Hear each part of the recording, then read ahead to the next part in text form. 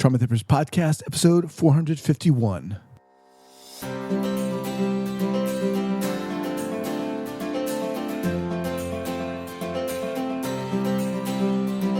All right, guys, welcome to the Trauma Therapist Podcast. My name is Guy McPherson. My mission is to raise awareness of trauma and to support new trauma therapists just starting out on their trauma-informed journey.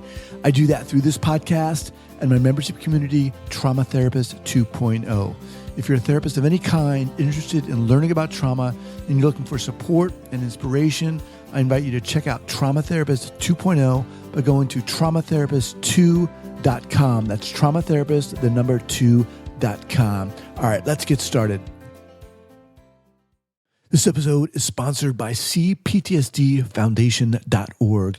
And one of the great things about, for me, about doing this podcast is that I get to speak to and work with amazing people. And Athena Moberg, the CEO and founder of CPTSDFoundation.org, is one of those individuals. This woman is on fire. I got to meet her several months ago here in San Francisco. We had breakfast together and just had a really great talk. And I got to learn about her foundation and what they're doing. They provide complex trauma survivors and practitioners with compassionate support, skills, and trauma-informed education. Athena works together with expert practitioners and treatment centers, offering daily touch points to anyone currently in trauma therapy or who wants a safe place to come, feel heard and validated between therapy appointments. Some of the resources they offer are daily recovery support, a healing book club. They have free support groups.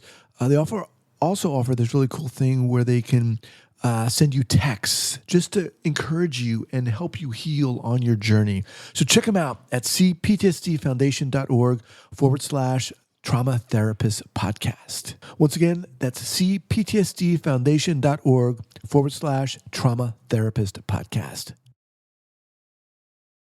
All right, guys, welcome back to the Trauma Therapist Podcast. My name is Guy McPherson, and I am very excited to have as my guest today, Angi Yoder-Maina. Angie, welcome.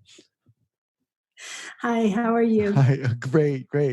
Look, I want to thank you again for coming on here. I mean, I've noticed what you were doing. I think on Twitter, we connected on there, and I was like, my God, this woman is doing amazing things. I'd love to have her on the podcast. So let me introduce you to our listeners. So Angi is the executive director of a local Kenyan NGO called Green String Network, or GSN, based in Nairobi, Kenya. GSN's programs create opportunities for people currently in Somalia, Kenya, Ethiopia, and South Sudan at the most local level to learn about the effects of trauma, begin to heal and come together as a community, to plan community-wide activities and structures to support further healing and reconciliation. Angi is finalizing her applied conflict transformation studies doctoral at the Center for Peace and Conflict Studies in Siem Reap, Cambodia? Siem Reap, Cambodia, yeah. Okay. Her dissertation is titled Well-Being and Resilience, a Grounded Theory Using a Trauma-Informed Lens for a Healing-Centered Peace-Building Approach. The Well-Being and Resilience approach is a trauma-informed, practice-based approach which GCN is applying currently in the Horn of Africa. Man, well, first of all, thanks again for being here. Share with our listeners, first off, where you are from and then where you're calling from, and then let's get started. Okay, cool. I grew up in the Midwest in a small rural Iowa community, and I'm calling from Nairobi, Kenya. Nice. So, well, let's get into it. How did you create this NGO?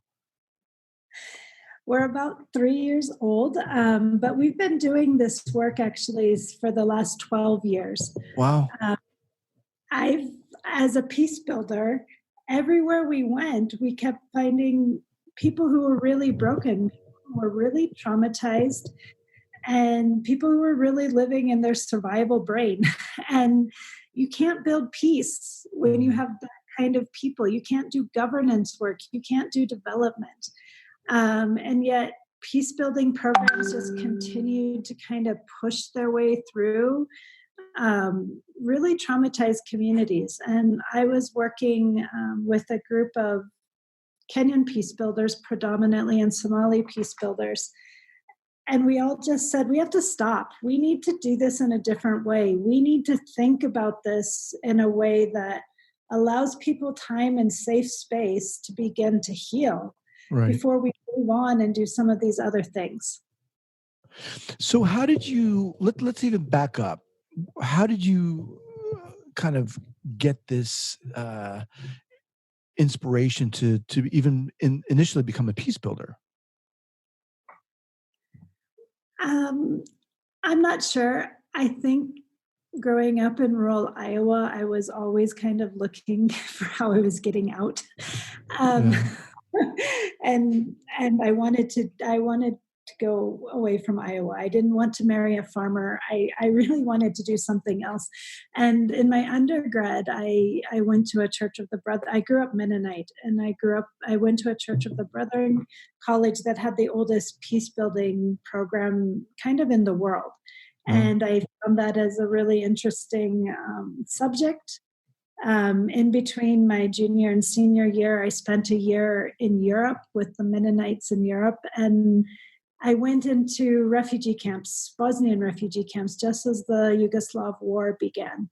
And all of a sudden I realized, whoa, this is real. Like, this isn't just a subject study. Right. This is something that can happen to anyone, can happen to people who look just like you. It can happen to people who don't look like you. And what violence does is really personal. And I think that was really the turning point. That was probably my first real experience with what violence and war does and how it brings about trauma in the people that it impacts. Mm-hmm. So how did GSN come about? I think GSN came about partially because we'd started to develop all these programs, and we didn't have a place to put it. So we started developing these kind of healing centered peace building approaches for, in 2008 and 9, 10. We were doing it in Kenya and in Somalia in 20. So did you, excuse me for interrupting, so did you at this time move to Africa? Yeah. Okay. Wow. I was I've actually not lived in the US for 25 years. Okay. So you're like, I'm not marrying a farmer, I'm moving. Well, yes, that's what I did. And in the end, my Kenyan husband, who I met working for the UN in Kosovo, when he came back to Kenya, he became a farmer. So it doesn't. Oh boy. Okay. I still ended up marrying a farmer, but this time I married a Kenyan dairy farmer. And so we left Kosovo we were there for about 3.5 years. We went to West Africa. We were in Sierra Leone and Liberia for almost 3 years. And then I got a job back in Nairobi for South Sudan. And he said, well, good, we can go home to Kenya. And we've been here since 2005. Wow. So we've been here for almost 15 years. All right. So you have been working, you creating these programs, and you're like, we kind of need a place to put these programs in a sense. Talk more about how you created GSN, and then I want to get into exactly specifically what you do. Yeah. So we needed a place to apply for funding.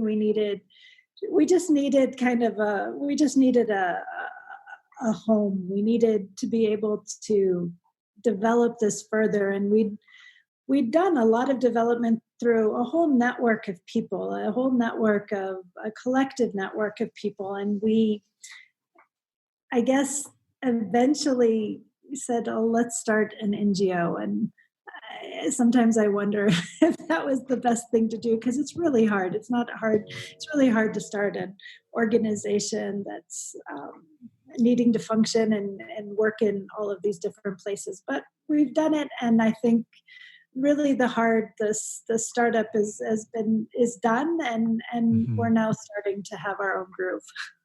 Okay.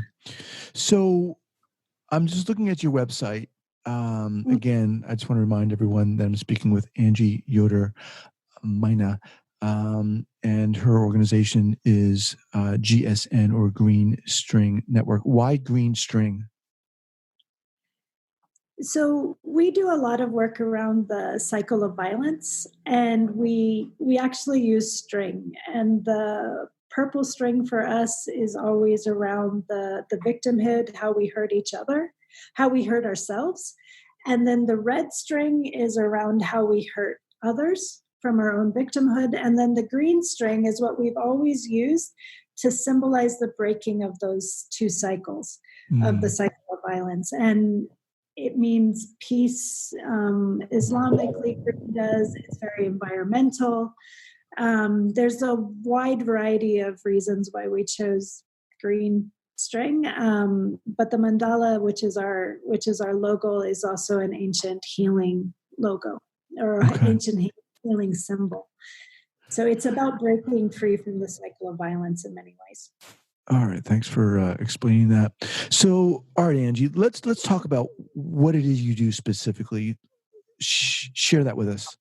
Okay, so we've developed what I think is kind of a unique methodology where we help community facilitators who are volunteers guide people through kind of a 12-week program where we use watercolors and we invoke storytelling. But we also create really safe spaces within people's own communities. These volunteers are really the drivers of this. They are the points of resilience in each of the communities we're working with. I call them the Mama Anisas. We have an Anisa who's one of our main facilitators. And they're the people who knock on their doors in all moments of crisis.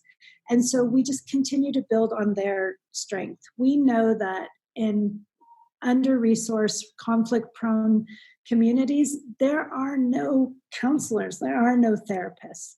But these are things that people can learn and people can do, and people can hold space for each other, and we can reconnect. But violence and abuse, these things break down people's ability to connect, to build relationship. And so this healing process begins to do that. We look at things like toxic stress and trauma, impacts of trauma, but also coping mechanisms and how to break the cycle of violence. And people share their own stories by looking at these images we've had painted that are really contextualized. And when people look at them, they say, oh, I can see myself here. And it reflects their personal issues. So in what context are you approaching these community facilitators? For example, are you going in and saying, we have a program to help a community build resilience? How are you, and so I'm saying, how are you getting in to meet these facilitators and under what context, in a sense? So it's different ways. Oftentimes we have partner organizations, people who are already working deeply in these communities, doing human rights activities, doing governance, some of them working with young people who've joined gangs. And we usually say, look, who are your people who you want more capacity built to, who are really those people, those Mama Anisas, and can you identify them for us? So they're usually identified by local community-based organizations, by local government leaders who say, these are the people that everybody goes to.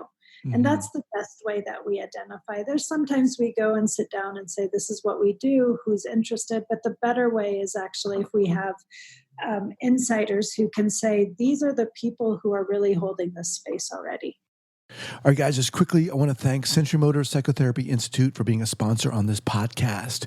Do you struggle to help numb, disconnected clients who can't feel emotion or explore inner experience? Learn a comprehensive approach to conceptualize your client's concerns.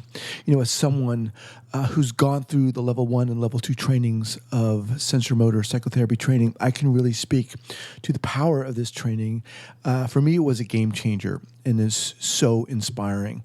Sensorimotor psychotherapy uniquely includes the body and therapy as both a source of information and a target for intervention, because words are not enough.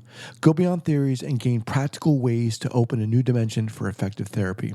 Visit Sensorimotor Psychotherapy Institute online today at sensorimotor.org. That's sensorimotor.org. Mm-hmm, mm-hmm. And again, you're working with a population that's impoverished, undernourished, has already experienced violence and/or Yeah, trauma. daily violence, lots of Daily trauma. violence. They're living in very high crime zones often. Many of the communities we work with will be impacted by violent extremism. So young people are going off to join the Al Qaeda, Al Shabaab in Somalia. There'll also be a lot of maybe ethnic violence that's happening, and there's quite a bit of poverty where we're working. Mm-hmm. So, where do you start? How do you start with? Walk us through. I mean, this is. I'm assuming you're working in a group setting. Yes, it's all Okay. groups. So we do peer-to-peer groups. So they start these 12-week groups of 12 to 15 people in each group. People, the community facilitators, these community leaders choose their own groups. They probably already have groups they work with. So like a young guy who's working with motorcycle drivers. They're like the public transport who drive motorcycles. And there's quite a bit of violence that has impacted them, and they're Mm-hmm. also bringing out a lot of violence. And so, the local volunteer will go and say, hey, I have this opportunity to start this group. Would you like to join us? And we don't offer anything other than kind of a facilitating space. We give a lot of really good materials. People get books and manuals and things like that. But we really want people to own their own healing and Mm-hmm. their own healing agenda. And, we have really high rates of retention. People are coming and they spend the whole 12 weeks. Everybody told us if you don't, pay people to sit there, they won't sit there. But what we found is if we can get people to sit the first week, they come back week after week after week. And what we found is that they continue. So even after these groups finish, the collective connection that's been recreated for these groups, they Right. continue to meet. Maybe not every week, but 1 or 2 times a month. And some of these groups have been going now for the last couple of years since they ended the program. And what are you doing in that first week, or what are you trying to do, and what are you doing? We start by holding space, and we talk a lot about how we intentionally hold space and explain to people in many ways how things how what people are experiencing in their daily lives. So people will experience flashbacks and violent episodes, and they'll have, they can't sleep. And, people are having very, very normal reactions to trauma that Right. they just thought was them. They thought Right. this was how they are. And we spend a lot of time in that first week really explaining these things that people feel and how it's just a normal reaction to abnormal situation, which is the violence and the adversity that they face in everyday life. And they're really normal. And it's just like telling people that how they are is normal is like one of the most powerful things. Yeah. By week Yeah. 2, we start to talk about how the brain works. And by week 2, once the brain comes into it, everybody's like, they love it. Like we have a brain in 3 colors that we've done, of like the green zone of the frontal lobe, the emotional part of the brain in yellow, and in red is like the survival part of the brain. And those 3 colors. It just explains so much to people. So those first 2 weeks are really important, and they really capture people's attention because people can relate so much to their own experiences in life. Yeah, I mean, you've mentioned creating a space or holding a space, and I don't think we can really the power of that can't be underestimated. You sounds like you're really providing. First of all, it sounds like you're providing a space for people to like slow down and stop, and just to be able to go to a space or be in a space where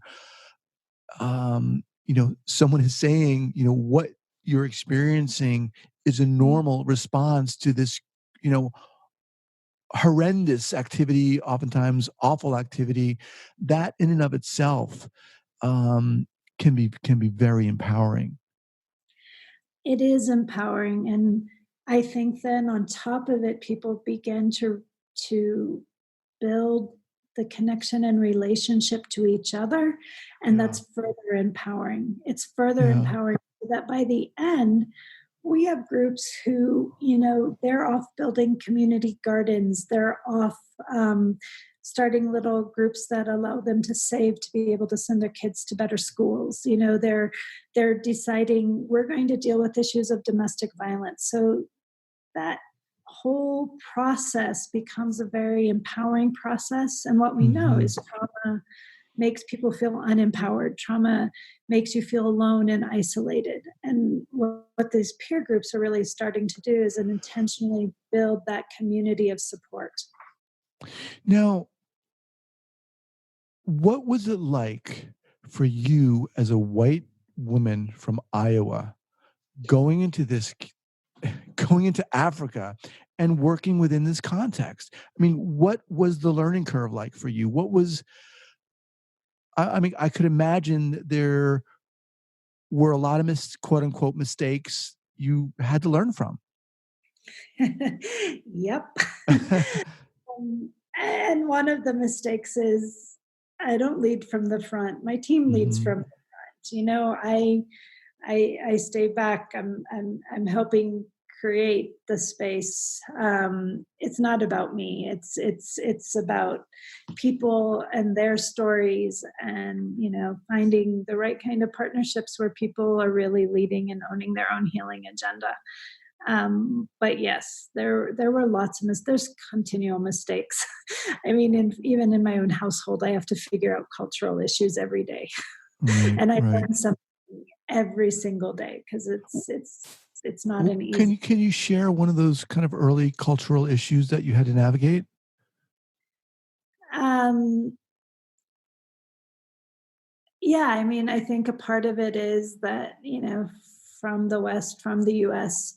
we go in leading and getting everybody to focus and listen on us. And I think, one of the big things that I really had to learn was, you know, I go in and I listen, and I have to be the person who speaks last, or else the whole thing becomes about me.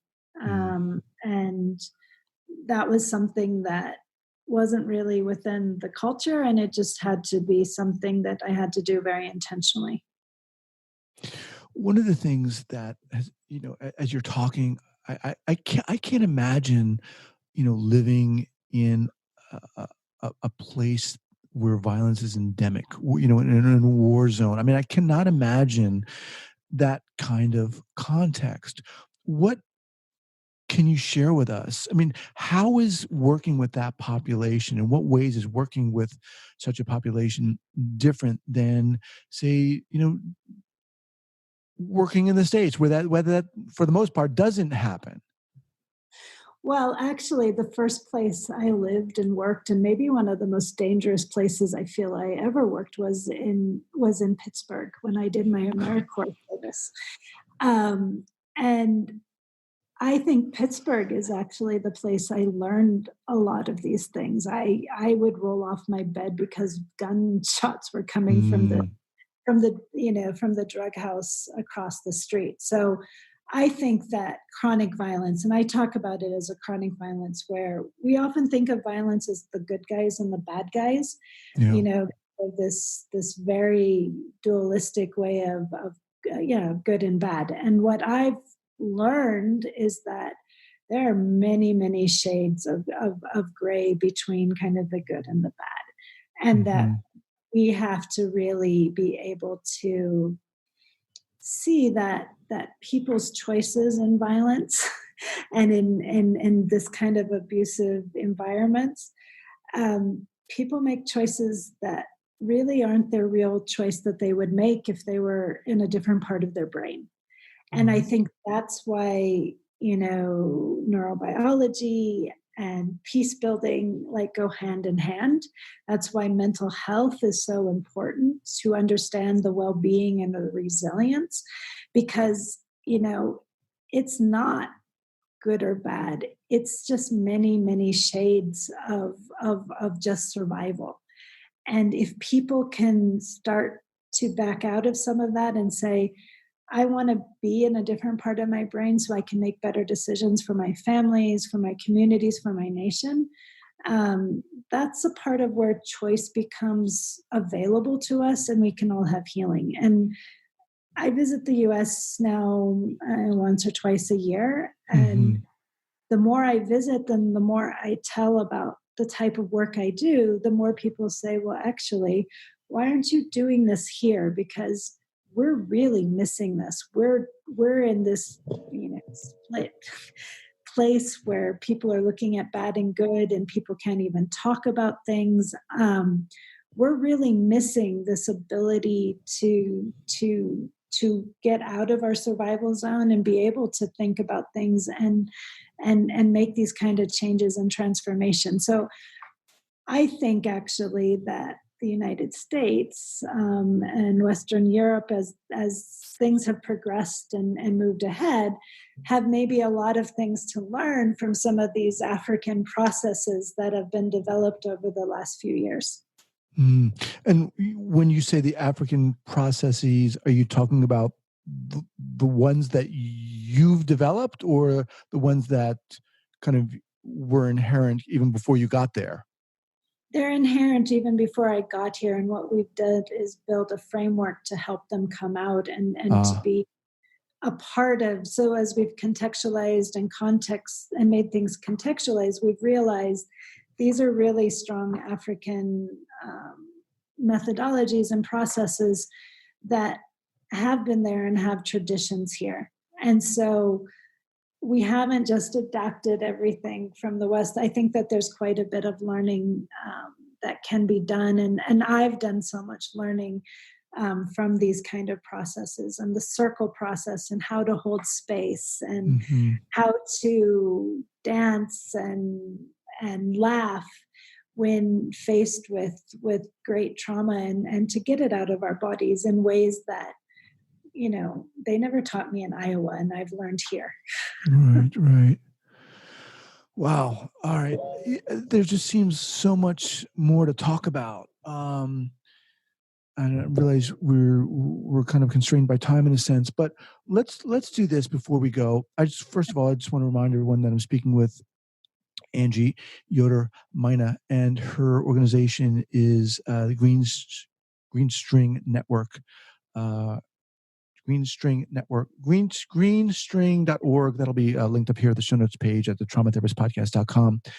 Um, so, you started talking about these kind of African processes that were inherent, holding space, even dancing. Um, let's kind of put a magnifying glass on one of those, and how do you think what you learned from that, in a sense? Which one are you, or one of the ones that you're working with, and what you learned from that? I think it's around storytelling, and how people learn from stories, and that it isn't just from fact. So when we're talking about the different so like when we're there to teach about maybe the different types of trauma, we don't actually sit and say there's developmental trauma and there's intergenerational and there's collective trauma. We're using different paintings that have been developed, so these watercolor paintings, and then we don't say to people, well, just describe what this is. We ask people to actually tell the story that they see, and in telling that story, they actually teach each other what these different types of trauma are. They teach each other things that they already know, but have never maybe put into the same into talking about. So the images that we use really leads to really deep stories that then people remember and go home and tell the same story to their children or to their wives or to the neighbor next door. And so it's become a really important process. And it's something that's deeply a part of the culture, but it becomes then now just second nature. And it's the way the program actually spreads. From those 15 people to 15 or 20 people that they talk to about this on a regular basis. So the 15 becomes 300, and then that quickly becomes something that you start to see changes in the neighborhood where people are doing this, because it isn't just those 15 people who are being impacted. It sounds to me like you're really honoring people's experiences, the way you're working or teaching. And just like you said before, you're not leading from the front in a sense. You're really honoring people's own experiences and allowing that to come through and be the teacher in a sense. And that in this kind of international development work that I'd started in is not the norm. The norm is, hey, we have something to teach you, and you need to listen to right, because we can take you to the next step. And in reality, we're taking people nowhere. And that was a very large learning, is that for the most part, people who live in poverty and these very violent communities, they know what they need to do to be able to fix these things. There's, and that's why holding this space and helping people reconnect to each other is so important in community building. Oh, Angi, before we go here, and I'd love to keep talking with you, but can you share any go-to book, anything that you've been reading, whether trauma related or not, something that's been inspiring for you lately? Yes. So My Grandmother's Hands, The Racialized Trauma and the Pathway to Mending Our Hearts and Bodies by Razima Menakim from Minneapolis. He's amazing. So he's somebody that we've been reading. He talks a lot about Black bodies and white bodies and police bodies. And so our work also deals a lot with Kenyan police. And so he does a lot of embodied healing practices. And he's somebody that I recommend that everyone in America should read. But I also think that we have a lot to learn from him here globally as well. So My Grandmother's Hands, Racialized Trauma and the Pathway to Mending Our Hearts and Bodies by Resma Menachem. Again, that'll be linked up at the show notes page here. Angi, man, I'd love to have you back. I mean, there's so much more to talk about, and I just really appreciate you taking the time to do this. I'm so glad I reached out to you. Anytime, I'd be more than happy to come back. This was a great conversation. Thank you so much. All right. Take care. Take care. Thank you. Goodbye.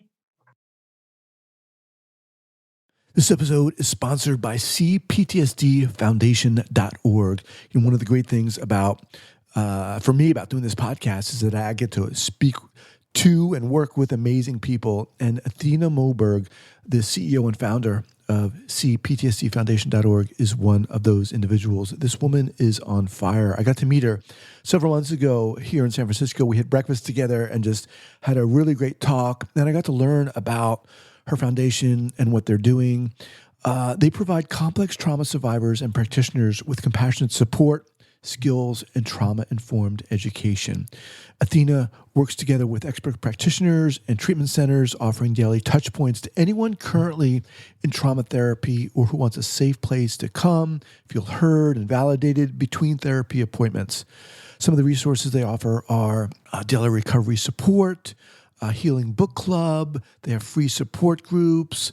They also offer this really cool thing where they can send you texts just to encourage you and help you heal on your journey. So check them out at cptsdfoundation.org/trauma therapist podcast. Once again, that's cptsdfoundation.org/trauma therapist podcast.